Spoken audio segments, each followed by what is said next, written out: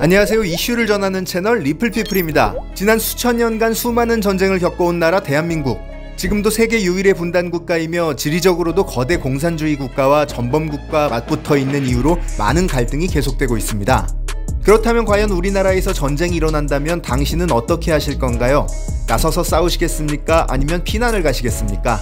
러시아와 우크라이나 전쟁 발발 이후 국제 안보 불안감이 고조되는 가운데 세계 각국의 전쟁 관련 의식 차이를 확인할 수 있는 조사가 나왔는데 내용이 흥미롭습니다. 최근 세계 가치관 조사에서 만약 전쟁이 난다면 당신은 조국을 위해 싸우겠습니까? 라는 질문을 던졌습니다. 이에 세계 79개국 국민들의 응답이 공개되었는데요. 이번 발표 자료에 따르면 가장 적극적으로 국가를 위해 전쟁에 참여하겠다고 답한 나라는 베트남이었습니다. 이어 요르단, 키르기스스탄, 중국, 노르웨이 등이 뒤를 이었는데 대체로 과거 침략전쟁을 겪은 나라들의 응답률이 높게 나타났습니다. 특히 중국은 시진핑 정권의 애국주의 교육 때문인지 2010년 조사보다 2017년 조사에서 88.6%로 14% 넘게 급등했습니다. 참고로 시진핑 주석은 2013년 집권에 현재까지 집권기간 10년 차에 접어들었습니다. 그렇다면 국민들의 전쟁 참여 의사가 낮은 국가들은 어디일까요? 가장 낮게 나온 국가는 바로 일본입니다. 일본은 전쟁이 나면 싸우겠다라고 응답한 사람이 13.2%로 세계에서 가장 낮은 결과가 나왔습니다.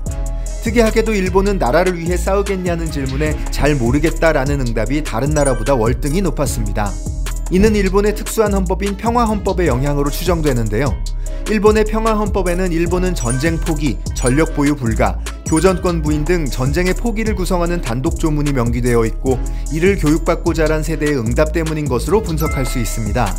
일본의 역사 수정주의자들은 이 같은 결과를 두고 일본 전범 책임을 묻는 자학 역사관이 젊은이들을 위축시키고 소극적으로 만들었기 때문이라며 헌법과 역사관 교육을 바꿔야 한다고 주장했는데요. 같은 전범 국가인 독일은 44.8%가 싸우겠다, 12.2%가 잘 모르겠다라고 응답한 것을 보면 일본의 주장은 설득력이 떨어져 보입니다. 그렇다면 한국의 경우 어떨까요? 한국은 조사 대상 79개국 중 싸우겠다 비율 42로 중간에 위치했습니다. 이 중 싸우겠다가 67.4%, 싸우지 않겠다가 32.6%였으며 작년까지 10% 가까이 되던 모르겠다라고 대답한 사람은 거의 없었습니다.